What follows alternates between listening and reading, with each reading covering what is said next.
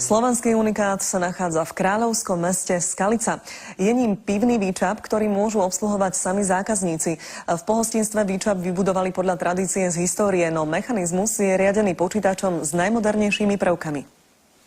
Keď sa vám v tejto krčme nechce čakať na obsluhu, máte o problém menej. Stačí sa posunúť o stôl ďalej a obslúžiť sa môžete aj sami. Jednoducho a od stola tu v Skalici vie už čapovať takmer každý.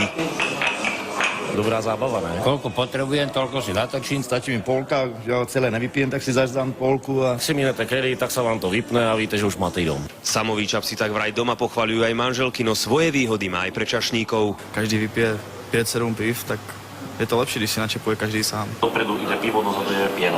Pípa funguje jednoducho. Položíme poskly. Majitelia pritom vynález nevymysleli sami, pomohla im história. V minulosti totiž boli výčapy vždy umiestnené pri stene. Za stenou bol súd, ten bol obklopený suchým ľadom a tak sa to hneď čapovalo. To sú vlastne tie počítadlá. Dnes sa však za stenou skrýva zložitý mechanizmus. Tady toto je dochladzovanie, no a tady toto sú odpeňovače.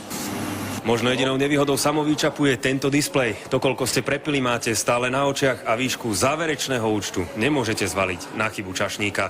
Zo Skalice, Marek Gudiak, televízia Markíza. Aj taká teda bola dnešná nedeľa. Peťo Varinský vám už v športe povie, kde podľa manželky futbalovej superstar zobral Real Madrid milióny eur na prestup a tiež uvidíte, ako sa zachovať, keď vám na pretekoch začne horieť auto. Tak ešte krásny večer a naozaj vydarený týždeň. Dovidenia.